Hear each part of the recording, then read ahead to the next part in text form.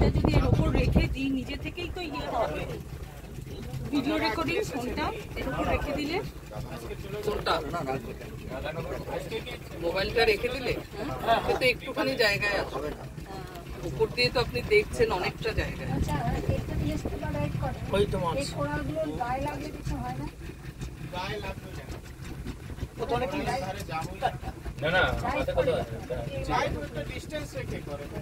ওটা তো অনেকটা নিচে, অনেক হচ্ছে এরকম, ওটা 3-4 মিটার নিচে আছে।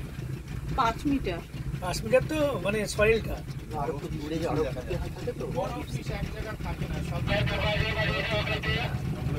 না। তারপরে কি তোমার যে স্কুবা ডাইভিং মেরিন যেটা করে সাবমেরিনে, সেটাতে তো তোমার পুরো জ্যাকেট পরা থাকে, গায়ে লাগার তো চান্স নেই,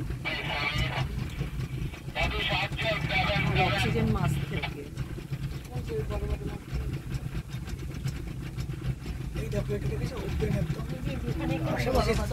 আগে পিছনে চেয়ার দেখেছো?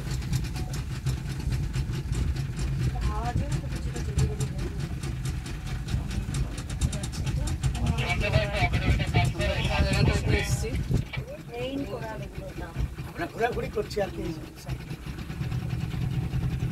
নীল আইল্যান্ডের মানে জনসংখ্যা কেমন আছে? 6000।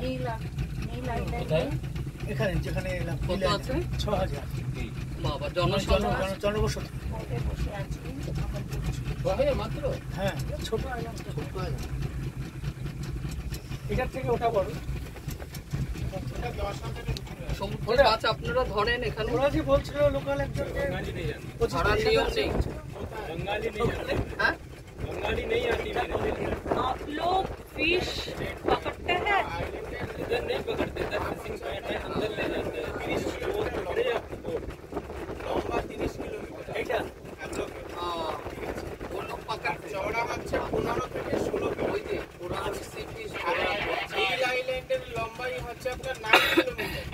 আচ্ছা ঠিক আছে, চওড়া হচ্ছে আপনার 3.5 কিলোমিটার। তো আপনি বলেন এই যে এইটা আগে দেখো তো শহর না। হ্যালো তুমি ওই দেখো বিল্ডিং বানালে আইল্যান্ড হয়ে যাবে, এত যদি বিল্ডিং বানানো হয়। না না তুমি নিজে কোথায় থাকো? আমি সীতাপুরে থাকি। নীল আইল্যান্ড? হ্যাঁ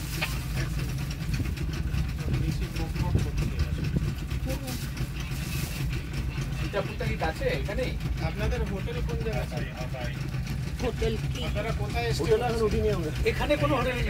এখানে তো এখন আপনারা সেম ডে কি? হ্যাঁ হ্যাঁ সকালে গেলাম স্পেশাল, আবার বিকালে চলে যাবেন। হ্যাঁ এখানে সীতাপুর আছে না, ঘুরে এলাম তো সকাল থেকে ওখানে। এইটা তো লক্ষণপুর, আমরা যেখান দিয়ে উঠলাম এই ভরতপুর। যারা থাকে কেউ কেউ আমি শুনছি একদিন স্টে করে, তারা কি দেখে